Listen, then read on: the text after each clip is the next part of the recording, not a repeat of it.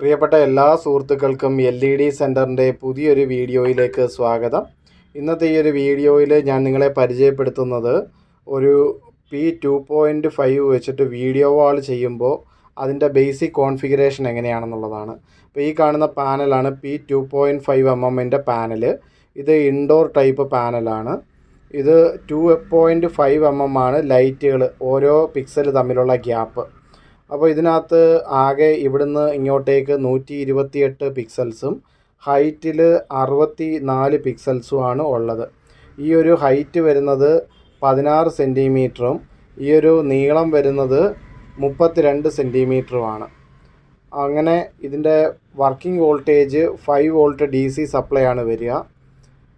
ഇത് high റെസൊല്യൂഷനുള്ള indoor ഡിസ്പ്ലേകൾ ചെയ്യാൻ വേണ്ടിയിട്ടാണ് ഇതുപോലെയുള്ള പാനലുകൾ നമ്മൾ ഉപയോഗിക്കുന്നത്.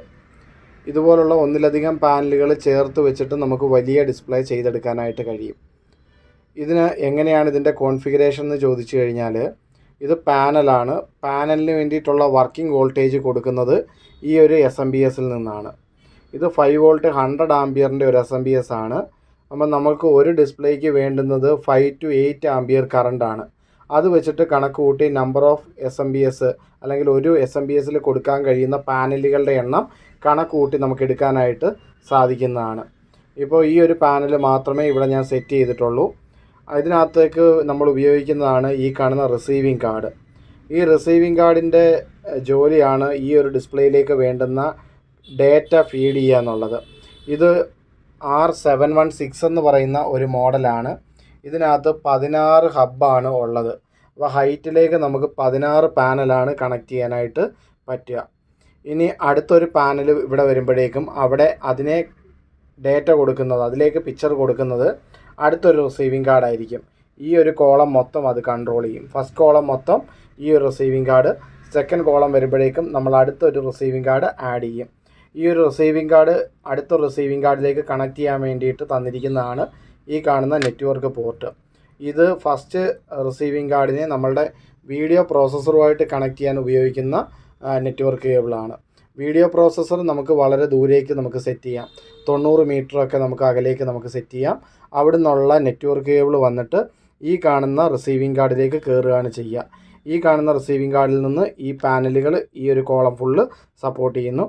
ഈ ഒരു റിസീവിങ് കാർഡിൽ നിന്ന് അടുത്ത റിസീവിങ് കാർഡിലേക്ക് നമ്മൾ നെറ്റ്വർക്ക് കേബിൾ കൊടുത്തു കഴിഞ്ഞാൽ ആ ഒരു കോളം അങ്ങനെ സപ്പോർട്ട് ചെയ്യും. അങ്ങനെ അടുക്കി അങ്ങോട്ടേക്ക് പോകാനായിട്ട് പറ്റും. പിന്നെ ഈ കാണുന്നത് വീഡിയോ പ്രോസസ്സറാണ്. വീഡിയോ പ്രോസസ്സർ നമ്മൾ ഉപയോഗിക്കുന്നത് നമുക്ക് ലൈവ് കണ്ടൻറ്റ് കാണിക്കാനും ഒക്കെ സഹായിക്കുന്ന ഒരു പ്രോസസ്സറാണിത്. ഇതിനകത്ത് പെൻ ഡ്രൈവ് കണക്ട് ചെയ്യാനുള്ള ഓപ്ഷനുണ്ട്, HDMI പോർട്ട് കണക്ട് ചെയ്യാനുള്ള ഓപ്ഷനുണ്ട്, VGA കേബിൾ കണക്ട് ചെയ്യാനുള്ള ഓപ്ഷനുണ്ട്, ക്യാമറ നേരിട്ട് കണക്ട് ചെയ്യാനുള്ള ഓപ്ഷനുണ്ട്.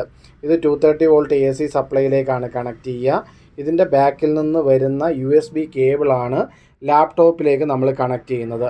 ലാപ്ടോപ്പിൽ HD സെറ്റ് എന്ന് പറയുന്ന സോഫ്റ്റ്വെയർ ഉപയോഗിച്ച് ഈ ഒരു പാനലിന് വേണ്ടി ഈ ഒരു കൺട്രോളറും ഈ കാണുന്ന എല്ലാ റിസീവിങ് കാർഡുകളും കോൺഫിഗർ ചെയ്ത് കഴിഞ്ഞാൽ പിന്നെ നമുക്ക് ഈ ഒരു ലാപ്ടോപ്പിൻ്റെ ആവശ്യമില്ല.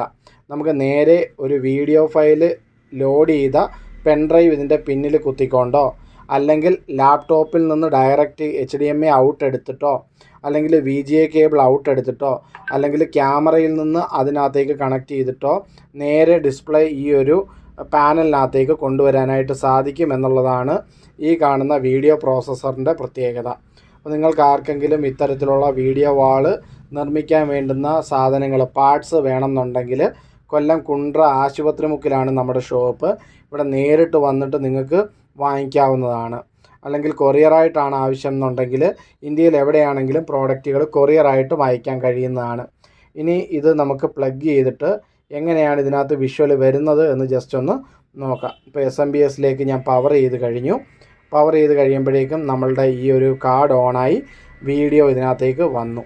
ഈ ഒരു പാനലിന് ഈ ഒരു ക്ലാരിറ്റിയാണ് വരുന്നതെങ്കിൽ കുറേ അധികം പാനൽസ് അടുക്കി വെച്ച് കഴിഞ്ഞാൽ വളരെ നൈസായിട്ടുള്ളൊരു ഡിസ്പ്ലേ ആയിരിക്കും നമുക്ക് P2.5 നിന്ന് കിട്ടാനായിട്ട് പോകുന്നത്. Okay, thank you.